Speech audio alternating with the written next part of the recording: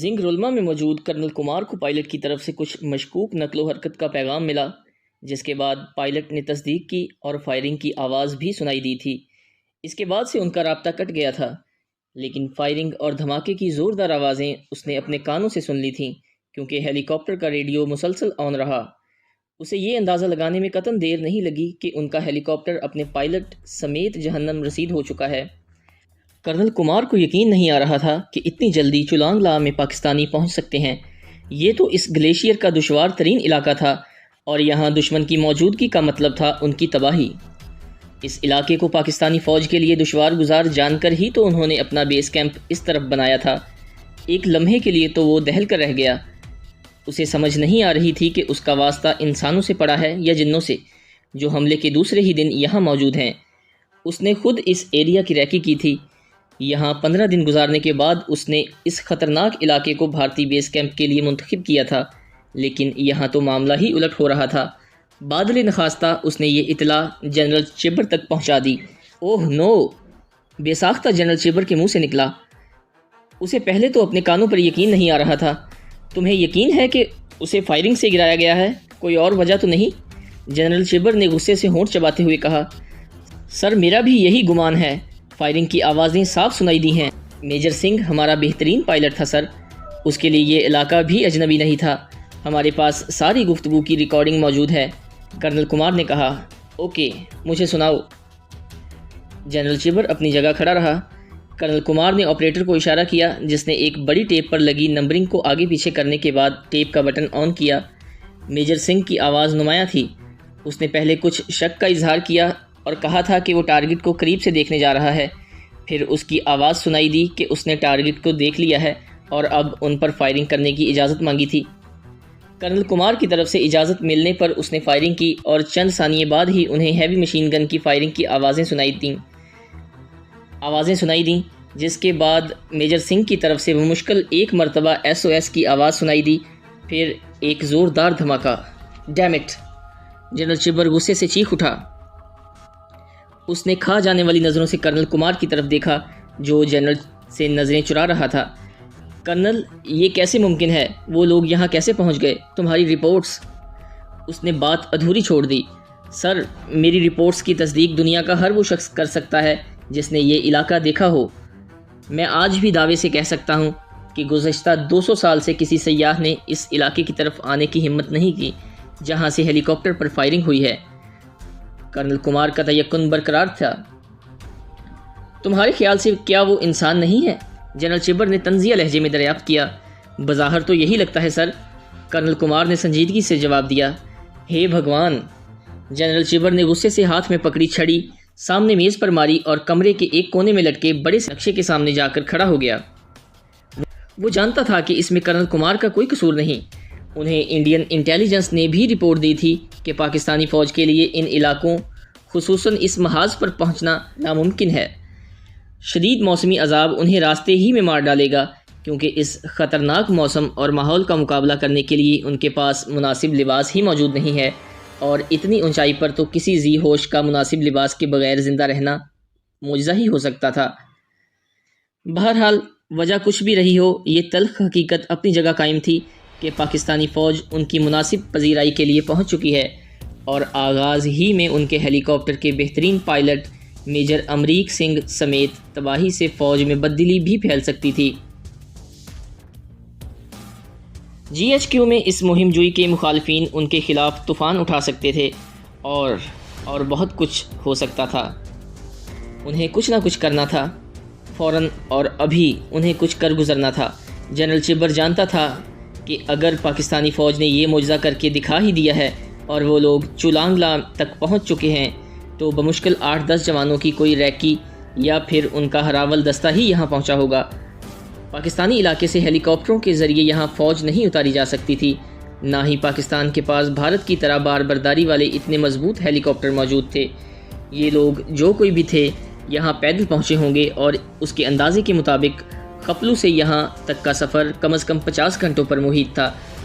اس کے لیے یہ تو ممکن نہیں تھا کہ دشمن کو اپنے سر پر بٹھا کر آرام کی نیند سو سکے، اور یہ بات طے تھی کہ ابھی تک ان لوگوں کو کمک بھی نہیں پہنچی ہوگی۔ یہ بہترین موقع تھا کہ وہ اپنی بہترین تربیت یافتہ اور جدید ترین سامان حرب و ضرب سے لیس فوج کے ساتھ انتہائی قلیل وسائل رکھنے والے اس پاکستانی دستے کو، جس کے قریباً سبھی جوان ان کے اندازے کے مطابق جسمانی طور پر بہت کمزور ہو چکے ہوں گے، اور جو خود کو صرف زندہ رکھنے کے لیے موسمی شدائد سے نبرد آزما ہوں گے، ختم کر دیا جائے۔ بس یہی ایک صورت تھی بھارتی جوانوں کا مرال بلند کرنے کی۔ اس طرح وہ اپنے ہیلی کاپٹر اور بہترین پائلٹ کی موت کا بدلہ لے سکتے تھے۔ پاکستانیوں کی اس پوسٹ کا صفایا کر کے ہی وہ اپنی نظروں میں سرخرو ہو سکتے تھے، اور سب سے بڑھ کر یہ کہ جگ ہنسائی سے بچ سکتے تھے۔ دوسری طرف پاکستانی بیس کیمپ میں ذمہ داران سر جوڑ کر بیٹھے تھے۔ انہیں کیپٹن جاوید کی طرف سے جوانوں کی حالت زار کی مکمل رپورٹس مل گئی تھیں، اور ہیلی کاپٹر کی تباہی کے بعد وہ سب یہ جان سکتے تھے کہ بھارتی فوج ان بے وسیلہ کمانڈوز پر کسی بھی لمحے اپنی پوری قوت کے ساتھ حملہ آور ہوگی، کیونکہ بھارتیوں کے لیے یہ ہزیمت ناقابل برداشت ہے۔ یوں بھی وہ ابتدا ہی میں پاکستانی فوج کے اس مختصر سے دستے کو ختم کر کے اس علاقے میں اپنی پوزیشن قائم کرنے کی کوشش کریں گے۔ ناردرن لائٹ انفینٹری کے 2 دستے مقامی پورٹرز کے ساتھ اس طرف بھیجے جا چکے تھے، جن کے ساتھ ایک میڈیم گن بھی تھی، لیکن اس دستے کے جوانوں کی مدد آنے تک کیپٹن جاوید کے ساتھ دشمن کچھ بھی کر گزرتا، کیونکہ اگلے 1-2 گھنٹے میں ان کی پوسٹ پر دشمن کا حملہ یقینی تھا۔ جہاں تک ممکن ہو ہیلی کاپٹر کے ذریعے سامان جنگ آگے لے جایا جائے۔ میں اپنے جوانوں کو ہرگز بے بسی سے مرنے نہیں دوں گا، جنرل صاحب نے اپنے ساتھیوں کی طرف دیکھتے ہوئے فیصلہ کن لہجے میں کہا۔ ایسا ہی ہوگا سر، آرمی ایوییشن کے کرنل صاحب نے بڑے اعتماد سے جواب دیا۔ پوزیشن کیا ہے؟ اگلا سوال انہوں نے اپنے بریگیڈیئر صاحب کی طرف دیکھتے ہوئے کیا تھا۔ سر، NLI کی ایک کمپنی ریزرو میں ہے۔ یہاں آپ کو بتاتے چلیں کہ NLI کا مطلب ناردرن لائٹ انفینٹری ہے۔ ہم نے 3 گھنٹے کے فرق سے 10 جوانوں کا گروپ بھیجنے کی حکمت عملی اپنائی ہے۔ مقامی پورٹرز بہت تعاون کر رہے ہیں۔ اگر موسم نے ہمارا ساتھ دیا تو انشاءاللہ 30-40 گھنٹوں تک ہم 8-10 گنیں آگے تک لے جانے میں کامیاب ہو جائیں گے۔ بریگیڈیئر صاحب نے رپورٹ پیش کی۔ ویل ڈن، ڈٹے رہو، ہیڈ کوارٹر کو الرٹ رکھو، جوانوں کو کسی بھی طرح کی کوئی کمی کا احساس نہ ہونے دینا۔ یہ کہہ کر جنرل صاحب ایوییشن کے کرنل کی طرف متوجہ ہوئے۔ ہمارے 3 ہیلی کاپٹر پہنچ چکے ہیں سر۔ اس محاذ کے لیے فی الحال یہی 3 موجود ہیں۔ 3 اور ہیلی کاپٹر باقی دونوں سیکٹرز کے لیے کام کر رہے ہیں۔ موسم کیسا بھی ہو، میں اگلے 10 منٹ میں ضروری سامان کے ساتھ پرواز کر رہا ہوں، کرنل صاحب نے فیصلہ کن لہجے میں کہا۔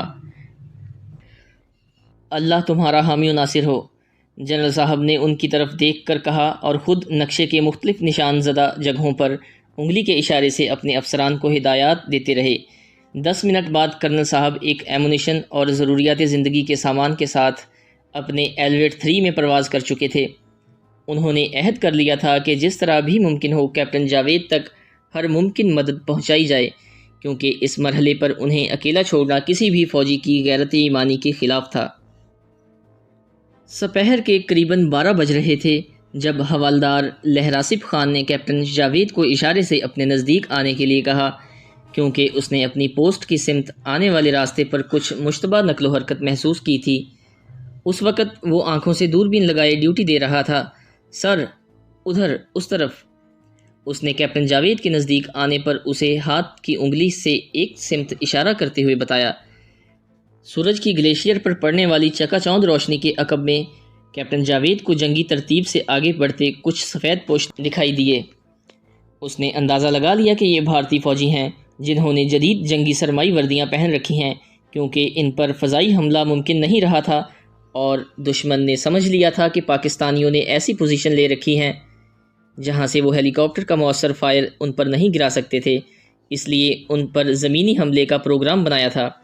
کیپٹن جاوید کو اگلے ہی لمحے دشمن کی ساری حکمت عملی کا ادراک ہو گیا تھا۔ اس نے اندازہ کر لیا تھا کہ بہت جلد ان پر توپ خانے کا فائر گرایا جائے گا، جس کے بعد ہی دشمن ان پر حملہ آور ہوگا۔ دوسرے ہی لمحے وہ اپنے زخمی اور بیمار جوانوں میں موجود تھا۔ اس نے جوانوں کے درمیان سامان تقسیم کر کے انہیں 3 حصوں میں تقسیم کیا اور 3 مختلف سمتوں میں اس طرح برفیلی چوٹیوں کی آڑ میں چھپا دیا کہ دشمن کی گولہ باری سے وہ کافی حد تک محفوظ ہو گئے تھے۔ تینوں شدید زخمی اور بیمار جوانوں کو اس نے الگ الگ رکھا تھا تاکہ ان کے ساتھی ان کا خیال رکھ سکیں۔ دشمن حملہ کے لیے آگے بڑھ رہا ہے۔ شاید وہ پہلے ہم پر توپ خانے کا فائر گرائے گا اور اس یقین کے بعد کہ مزاحمت باقی نہیں رہی، یا پھر یہ سمجھ کر کہ اب وہ آسانی سے ہم پر قابو پا سکتا ہے، ہم پر حملہ آور ہوگا۔ ساتھیوں، آزمائش کی گھڑی آ گئی ہے۔ ہمیں آج کی آزمائش کے لیے ہی پاکستان آرمی نے تیار کیا تھا۔ آج ہمیں ثابت کرنا ہے کہ ہم جیتے جی ناقابل تسخیر ہیں۔ انتہائی نامساعد حالات کے باوجود ہمارا عزم ہی فاتح ہوگا۔ اپنے آپ کو اپنے اسلحے سمیت برفیلی چٹانوں میں چھپا لو اور اپنے سر ٹانگوں میں دے کر دشمن کی گولہ باری کا سامنا کرو، اس وقت تک جب تک کہ وہ اپنا سارا گولہ بارود پھونک کر مطمئن نہ ہو جائے۔ اللہ کی مدد پر ہمارا ایمان ہے، لیکن ہمارا یہ بھی یقین ہے کہ جلد یا بدیر ہمارے لیے کمک پہنچ جائے گی۔ میرے شیرو، تمہیں ثابت کرنا ہے کہ تم پاک آرمی کے کمانڈوز ہو۔ پوزیشن لے لو۔ اللہ اکبر۔ موسمی شدائد کا شکار لیکن کسی بھی جارحیت کے سامنے سند سکندری بن جانے والے کمانڈوز نے نعرہ تکبیر بلند کیا اور اپنی ساری توانائیاں مجتمع کر کے اپنی اپنی پوزیشن پر چلے گئے۔ کیپٹن جاوید خود دوربین سنبھال کر دشمن پر نظریں جما کر بیٹھا تھا۔ نائک رحمان نے وائرلیس آن رکھا تھا اور کیپٹن جاوید نے بیس کیمپ کو اپنے خدشات اور دشمنوں کے عزائم سے آگاہ کر دیا تھا۔ بیس کیمپ میں اطلاع پہنچتے ہی بے چینی پھیل گئی تھی۔ بریگیڈیئر صاحب بے قراری سے اس چھوٹے سے چھپر نما کمرے میں چکر کاٹ رہے تھے جہاں انہوں نے عارضی ہیڈ کوارٹر قائم کیا تھا۔ انہوں نے لائٹ انفینٹری کے جوانوں کو، جنہیں کیپٹن جاوید کے تعاقب میں روانہ کر دیا گیا تھا، فوراً پوسٹ رابطہ قائم رکھنے اور جلد از جلد وہاں تک پہنچنے کا حکم دیا تھا، اور خود مسلسل کیپٹن جاوید سے رابطے میں تھے۔ کیپٹن جاوید کی توقعات کے عین مطابق اگلے 6 منٹ بعد ان پر فائرنگ شروع ہو گئی۔ دشمن نے ان کے شمال میں پہلے سے قائم کردہ اپنی او پی پوسٹ سے ان پر فائرنگ کروائی تھی۔ وسل کی تیز آواز کے ساتھ بھارتی ہاؤزرز سے چھوٹنے والے گولے ان کے سروں پر پھٹ رہے تھے۔ جاوید، کیا ہو رہا ہے؟ تم ٹھیک تو ہو؟ بریگیڈیئر صاحب نے سیٹ پر گولہ باری کی آواز سن کر تڑپ کر پوچھا تھا۔ سر، دشمن ایئر برسٹ فائر کر رہا ہے، کیپٹن جاوید نے رپورٹ پیش کی۔ Dam it! بریگیڈیئر صاحب غصے اور بے بسی سے بے ساختہ چلا اٹھے۔ اپنے جوانوں کا مرال بڑھائے رکھو۔ آئی ایم کمنگ مائی سن۔ انہوں نے چند لمحوں میں انتہائی خطرناک فیصلہ کر لیا تھا۔ سر پلیز، ابھی ہم زندہ ہیں سر، کیپٹن جاوید کہتا ہی رہ گیا، لیکن رابطہ منقطع ہو گیا تھا۔ بریگیڈیئر صاحب کے لیے ان حالات میں بیس کیمپ میں بیٹھنا ناقابل برداشت ہو گیا تھا۔ انہوں نے خود پرواز کر کے ان کے پاس پہنچنے کا فیصلہ کیا تھا۔ وہ ان حالات میں ایک لمحے کے لیے بھی اپنے جوانوں کو کم آئیگی کا احساس نہیں ہونے دینا چاہتے تھے۔ دوسرے ہی لمحے انہوں نے ایویشن کے کیپٹن عارف کو طلب کر لیا تھا۔ اپنی گنیں لوڈ کرو، ہم اگلے 10 منٹ میں پرواز کرنے والے ہیں، انہوں نے کیپٹن عارف سے کہا۔ یس سر۔ کیپٹن عارف بھاگتا ہوا باہر آ گیا۔ اس نے اپنی زندگی میں ایسا دلیر بریگیڈیئر نہیں دیکھا تھا جو محض اس اطلاع پر اکیلا ہی اپنے جوانوں کی مدد کے لیے نکل کھڑا ہوا تھا کہ دشمن نے ان پر حملہ کر دیا ہے۔ بریگیڈیئر صاحب نے اپنے ہیڈ کوارٹر کو اپنے فیصلے سے آگاہ کر دیا تھا۔ جنرل صاحب نے انہیں منع کرنا چاہا، لیکن ان کی درخواست پر بادل نخواستہ انہیں جانے کی اجازت دے دی۔ اس کے ساتھ ہی کمانڈوز کی ایک کمپنی کرنل صاحب کی کمان میں چلانگلا کی طرف روانہ ہو گئی۔ اس کے ہر جوان نے اپنے معمول سے دگنا وزن اٹھا رکھا تھا۔ کیپٹن جاوید کی طرف جانے والے کمک کو جب اطلاع ملی کہ بریگیڈیئر صاحب خود اس طرف پرواز کر چکے ہیں اور کیپٹن جاوید کی پوسٹ پر دشمن نے حملہ کر دیا ہے، تو ان کا خون کھول اٹھا۔ ان کا بس نہیں چلتا تھا کہ اڑ کر اپنے ساتھیوں کی مدد کو پہنچ جائیں، لیکن یہاں ایک مخصوص رفتار سے زیادہ پر سفر کرنا خود کو زبردستی موت کے منہ میں دھکیلنے کے مترادف تھا۔ ان راستوں پر اٹھنے والا ایک بھی غلط قدم کسی بھی جوان کو ہزاروں فٹ گہری برفیلی قبر میں دفن کر سکتا تھا۔ اس مرحلے پر مقامی پورٹرز نے زبردست ہمت کا مظاہرہ کیا۔ گو کہ یہ راستہ ان کے لیے اجنبی تھا، لیکن ایسے راستوں پر وہ ایک عرصے سے سفر کرتے آ رہے تھے۔ انہوں نے کیپٹن جاوید اور اس کے ساتھیوں کے بنائے ہوئے راستے کو کھویا نہیں تھا اور کامیابی سے اسی پر چلتے چلے جا رہے تھے۔ مشن سیاچن کی نیکسٹ ایپیسوڈ تک ہمیں اجازت دیجیے۔ اللہ حافظ۔ دیکھتے رہیے اسپائی انڈس یوٹیوب چینل۔